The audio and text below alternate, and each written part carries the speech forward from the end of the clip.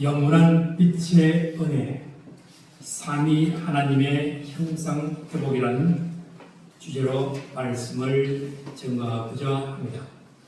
오늘은 성부, 성자, 성령 하나님의 신비로운 사랑과 연합을 가리는 삼위일체 주일입니다. 기독교 신앙의 핵심은 우리가 세 분 하나님을 믿는 것이 아니라 한 분 하나님을 믿되 그분이 사랑 안에서 완벽하게 역사하시는 삼위의 하나님이라는 사실입니다.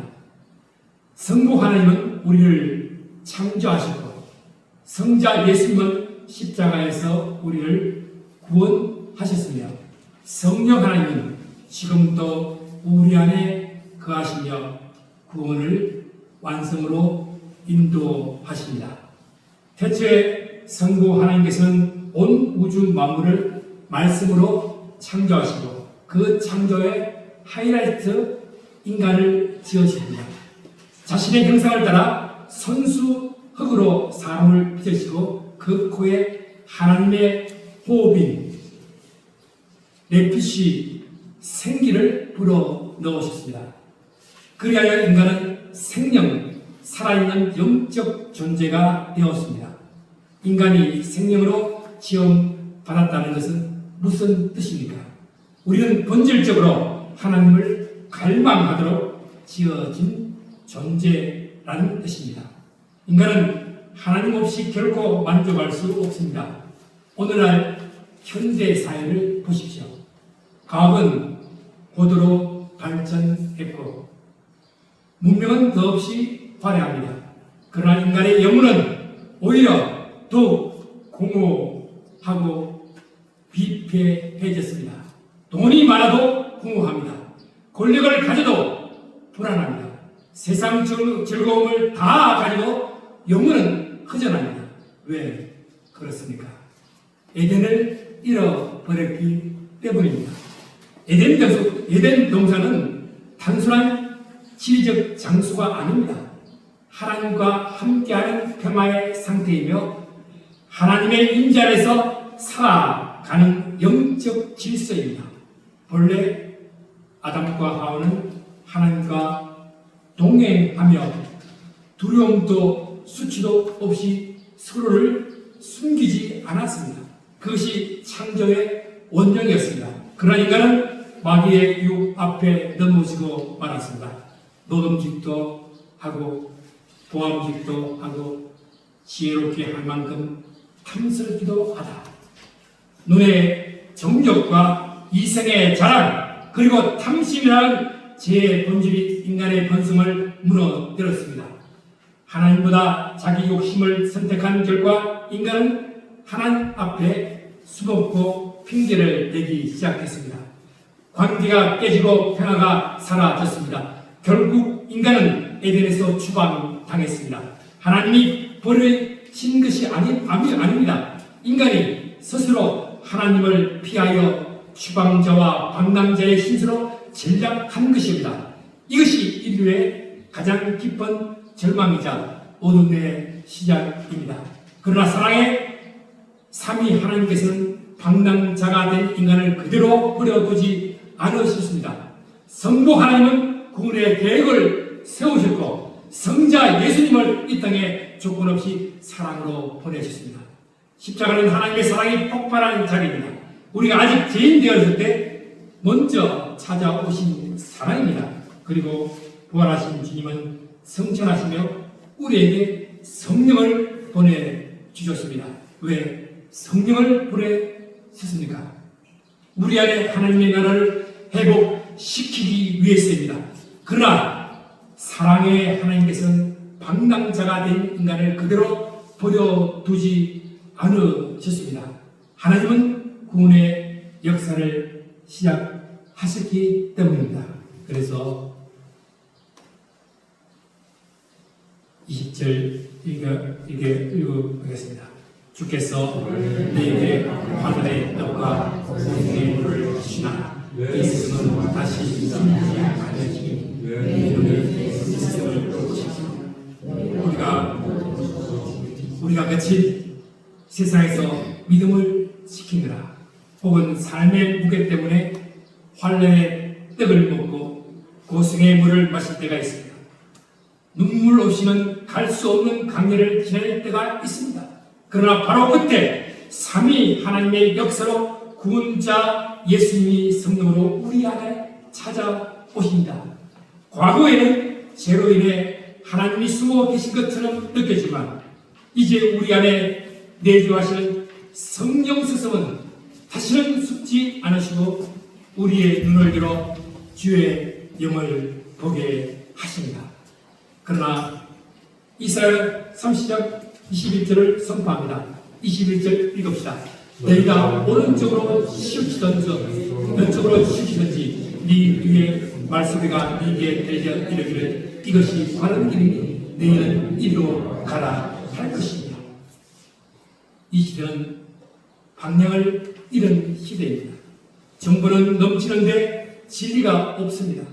지식은 많지만 지혜가 없습니다. 쾌락은 넘치는데 평안은 없습니다. 사람들은 자로나 우르나 치우칩니다. 그러나 성령은 바른 길로 인도하십니다.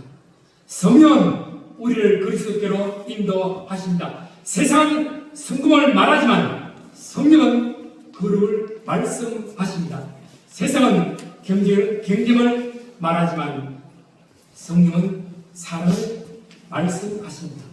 세상은 탐심을 말하지만 성령은 십자가를 말씀하십니다. 그래서 성령의 역사가 임하면 우상이 무너지기 시작합니다. 22절 말씀 읽겠습니다. 또 너희가 내 부각한 우상에 이쁜 금과 구워 만든 우상에 올린 금을 그렇게 하여 불결한 물건을 던짐같이 던지며 이르기를 나가라 하리라. 전에는 돈이, 명예가, 성공이 우상이었으나 성령이 임하면 그것들이 더럽고 불결한 물건처럼 보입니다. 왜입니까?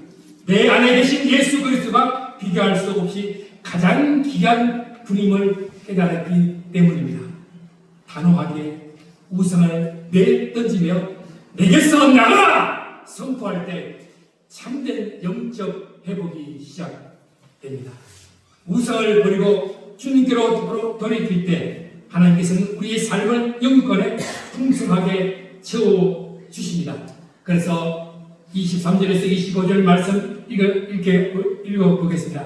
네가 땅에 뿌린 종자에 주께서 비를 주사 땅이 굵은 것을 내며 곳이 풍성하고 기름지게 하실 것이며 그날에 내 가축이 광활한 목장에서 먹을 것이요 박하는 소와 어린 나귀도 키와 새사람하고 까부르고 맛있게 한 먹이를 먹을 것이며 크게 사는 날 왕비가 이루어질 때에 도상마다 주경마다 그 위에 겨울과 식물이 흐를 것입니다. 우리가 땅에 뿌린 종자에 단비를 주셔서 곡식이 풍성하고 기름지게 하십니다. 가축들은 광활한 목장에서 마음껏 먹이며 박하는 소와 어린 나귀까지도 맛있게 까부른 먹이를 먹는 영적 육적 풍요가 임합니다. 세상의 헛된 망대들이 무너지는 심판을 내려 주님을 기다린 자들에게는 고산마다 줄령마다 겨울과 시냇물이 흐르는 반전의 역사가 일어나는 것입니다.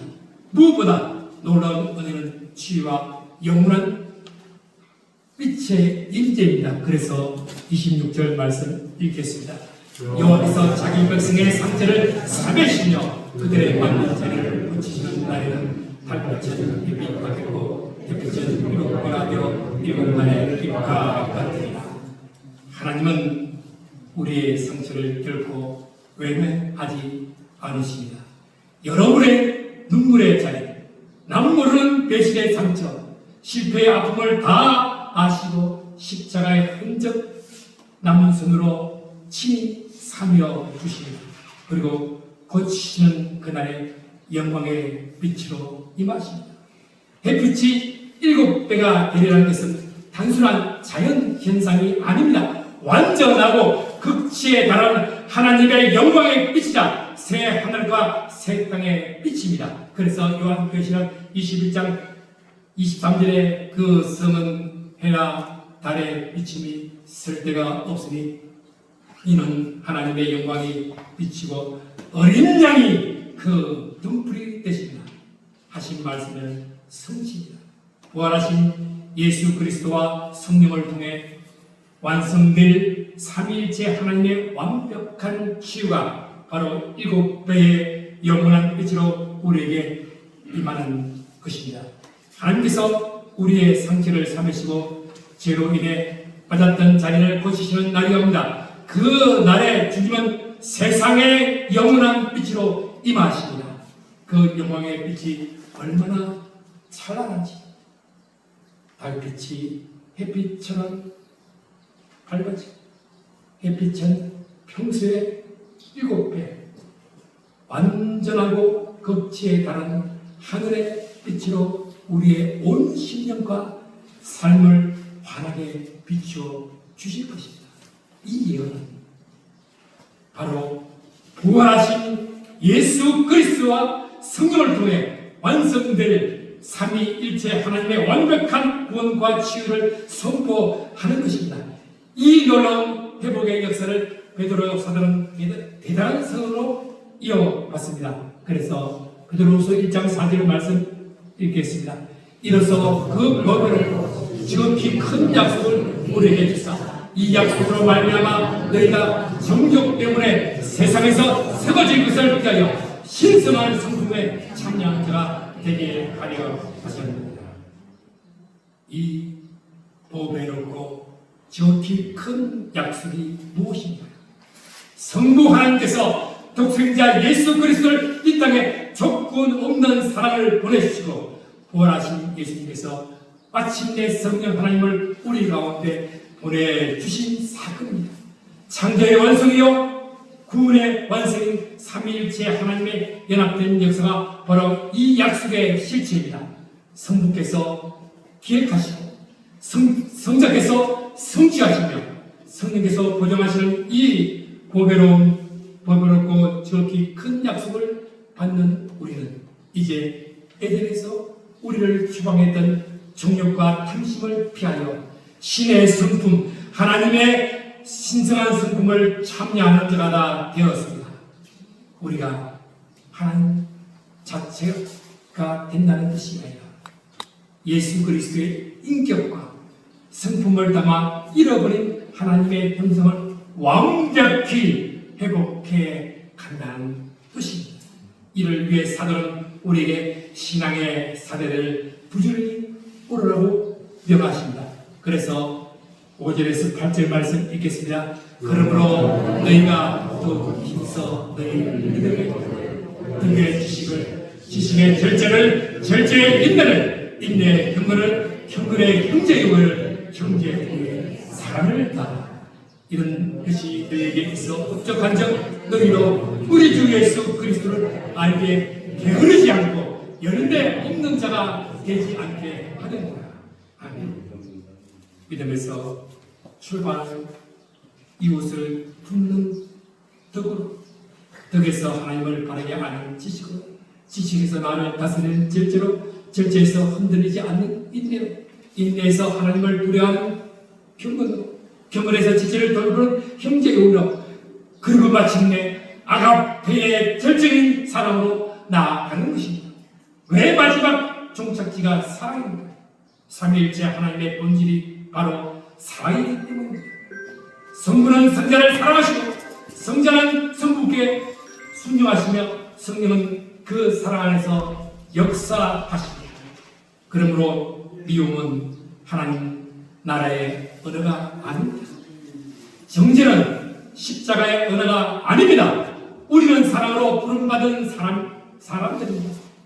이것은 우리가 내 힘으로 억지로 율법을 행하는 것이 아닙니다. 우리 안에 계신 삼위일체 하나님을 믿음으로 알고 그 사랑에 하나님 안에 거할 때 성령의 인도하심을 따라 자연스럽게 외리는 신의 성품에 열매가 됩니다. 우리가 하나님이 된다는 뜻이 아닙니다. 하나님의 성품을 닮아간다는 뜻입니다.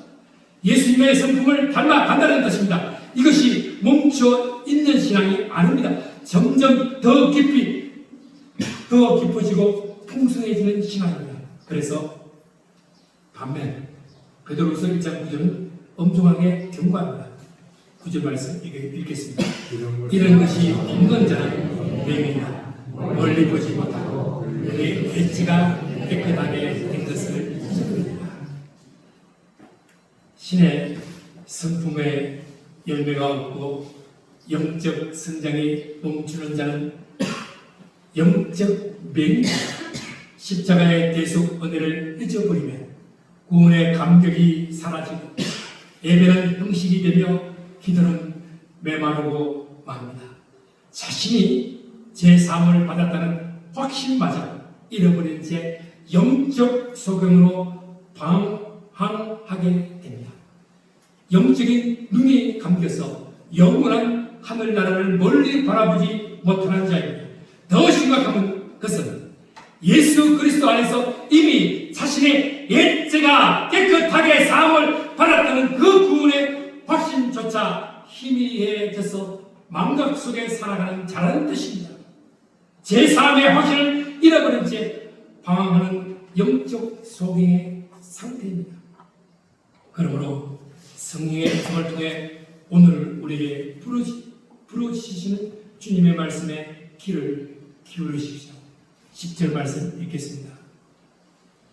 그러므로 형제들아 더욱 힘써 너희 부르심과 택하심을 굳게 하라. 너희가 이것을 먼저 언제든지 실족하지 아니하리라.